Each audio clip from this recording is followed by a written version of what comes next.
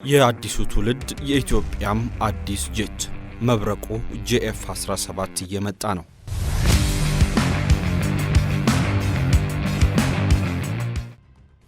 ዘጠናኛ ዓመቱን እያከበረ የሚገኘውና ከአፍሪካ ጠንካራና ስኬታማ አየር ኃይሎች መካከል አንዱ የሆነው የኢትዮጵያ አየር ኃይል ስኬታማነቱን የሚያስቀጥልለትና ይበልጥ አስፈሪ የሚያደርገውን አዲስ ተዋጊ ጄት በእጁ ሊያስገባ መሆኑ ተሰምቷል።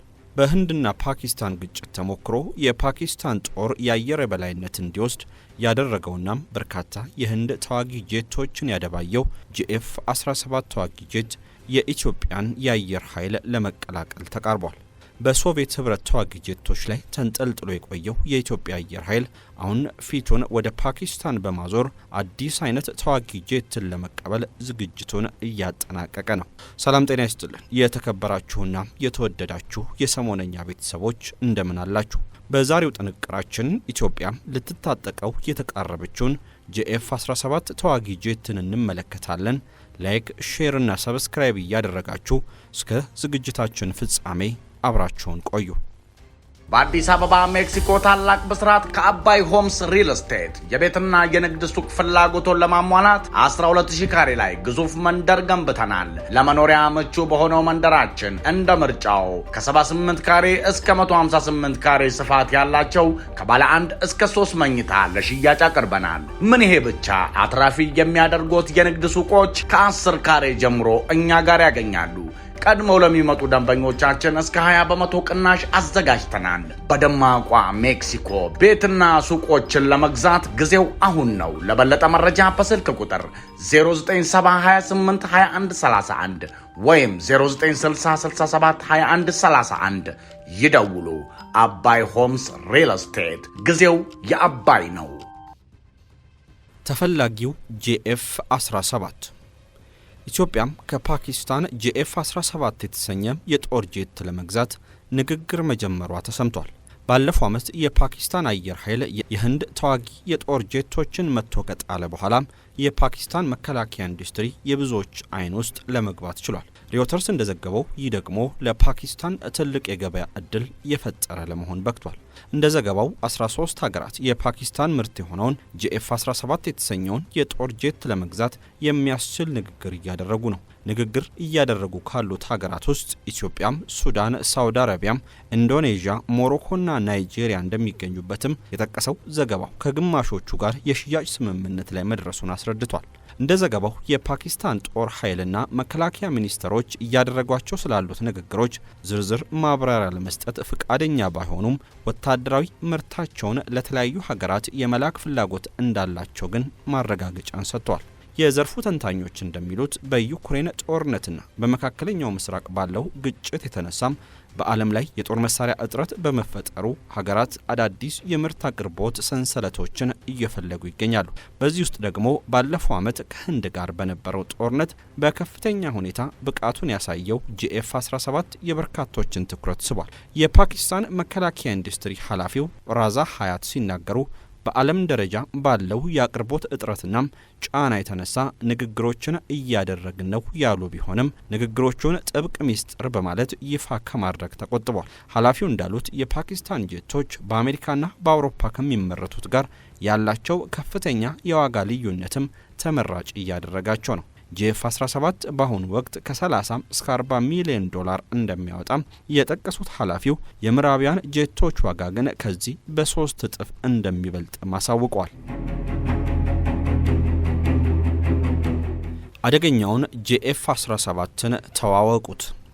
ቀጠን አጠር ያለው GF-17 ከውጭ ሲታይ ደቃቃና ግርማ ሞገስ የሌለው ቢሆንም በአውደ ውጊያ ላይ ግን ግዙፎቹን ተዋጊ ጄቶች በተደጋጋሚ መጥቶ ሲጥል ተመልክተናል።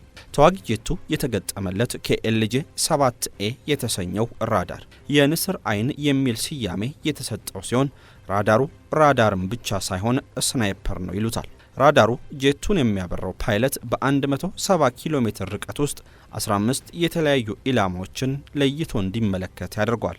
ጠላት እይታ ውስጥ መግባቱን ሳያውቅም የሚሳኤል ውርጅብኝ ሊወርድበት ይችላል።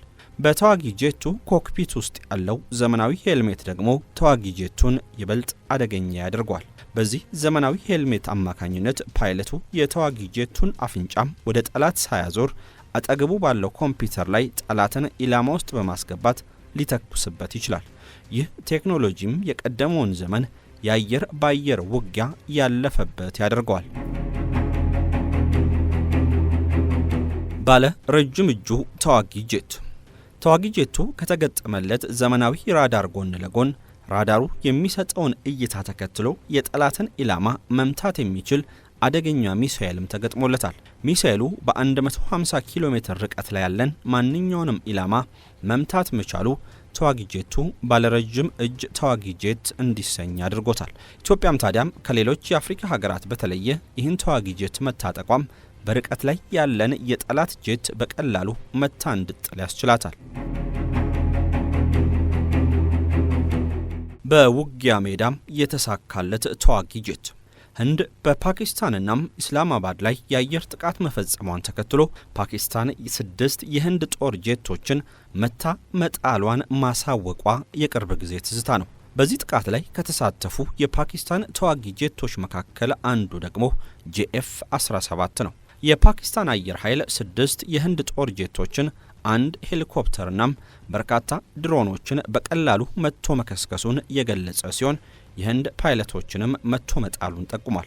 በፓኪስታን አየር ኃይል የተመቱት የህንድ ጦር ጄቶች 3 የራፋሊ የጦር ጄት፣ 1 ሚግ 29ና 1 ሱ-30 1 ሜራጅ ጄቶች ናቸው። ፓኪስታን ጥቃት ከሰነዘሩባት የህንድ ጄቶች መካከል ግማሽ ደርዘን ያክሉን መታ መጣሏን ዓለም አቀፍ ሚዲያዎች ዘግበዋል። በዚህም የተነሳ ታዲያ ይህ ተዋጊ ጄት ዓለም አቀፍ ዝናን መላበስ የቻለ አደገኛ ተዋጊ ጄትም ተብሏል። ተዋጊ ጄቱ ለኢትዮጵያም ያለው ጠቀሜታ።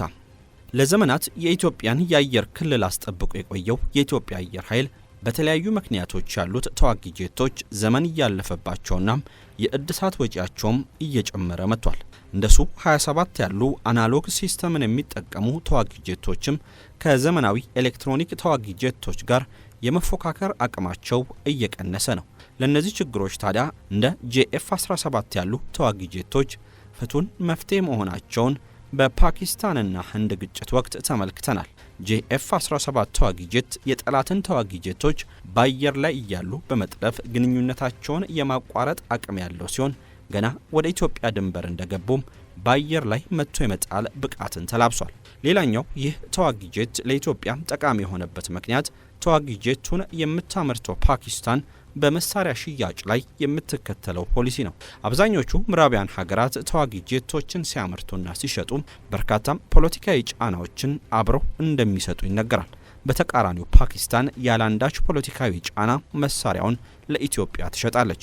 ይህም ኢትዮጵያ ያለ ሌሎች ሀገራት ጣልቃ ገብነት መሳሪያውን እንድትጠቀም ያደርጋታል። እየተጠናከረ ያለው የኢትዮጵያም አየር ኃይል 9 አስርተ ዓመታትን የተሻገረው ይህ አንጋፋ ተቋም ዛሬም ብቁ ባለሙያዎችን እያፈራ ይገኛል።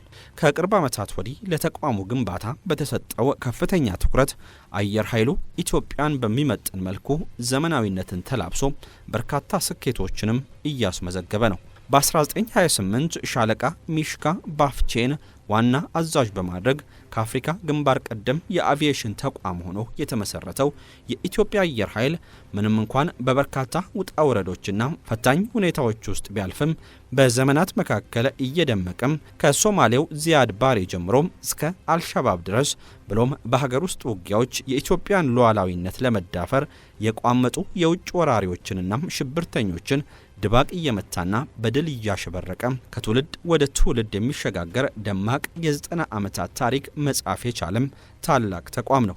ኢትዮጵያም ሰራዊቷን ዘመናዊ የጦር መሳሪያዎችን ለማስታጠቅ ወሳኝ ወታደራዊ መሳሪያዎችን ለመስራት እንዲሁም የሰው ኃይሏን ለማሰልጠን ከፍተኛ መዋለ ንዋይ ታፈሳለች። ቀድሞውኑም ጠንካራ የነበረው የአየር ኃይሏን ይበልጥ ለማጠናከርም ኢትዮጵያም በቅርቡ የተለያዩ አዳዲስ የአየር ኃይል መሳሪያዎችን ለማስገባት ስምምነቶችን ፈጽማለች። ኢትዮጵያም 6 ሱ-35 ተዋጊ ጄቶችን ከሩሲያ ለመግዛት መስማማቷ በቅርቡ የተገለጸ ሲሆን በተለያዩ መረጃዎች መሰረትም በአሁኑ ጊዜ ኢትዮጵያ የተወሰኑትን ሱ-35 ተዋጊ ጄቶች በእጇ አስገብታለች። ቀሪዎቹ ሱ-35 ተዋጊ ጄቶችም በቅርብ ጊዜ ውስጥ ለኢትዮጵያ መሰጠታቸው አይቀሬ ነው ይላል በቅርቡ ሾልኮ የወጣው መረጃ። ኢትዮጵያ በቅርቡ የሀገሪቱን ሰራዊት የውጊያ አቅም ይጨምራሉ የተባሉ ከተዋጊ የጦር ጄቶች በተጨማሪ ሰው አልባ አውሮፕላን ወይም ድሮን ወደ ሀገሯ እያስገባችና የአየር ኃይሏንም እያጠናከረች መሆኑን፣ በተጨማሪም በሀገር ውስጥ የተለያዩ ሰው አልባ ድሮኖችን እያመረተች የአየር ኃይሏን አስፈሪ እያደረገች መምጣቷ የሚታወቅ ነው። በአዲስ አበባ ሜክሲኮ ታላቅ ብስራት ከአባይ ሆምስ ሪል ስቴት የቤትና የንግድ ሱቅ ፍላጎቶን ለማሟላት 12000 ካሬ ላይ ግዙፍ መንደር ገንብተናል። ለመኖሪያ ምቹ በሆነው መንደራችን እንደ ምርጫው ከ78 ካሬ እስከ 158 ካሬ ስፋት ያላቸው ከባለ 1 እስከ 3 መኝታ ለሽያጭ አቅርበናል። ምን ይሄ ብቻ! አትራፊ የሚያደርጉት የንግድ ሱቆች ከ10 ካሬ ጀምሮ እኛ ጋር ያገኛሉ።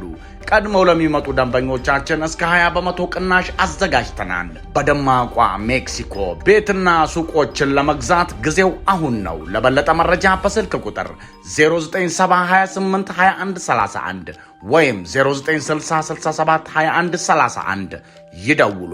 አባይ ሆምስ ሪል ስቴት፣ ጊዜው የአባይ ነው።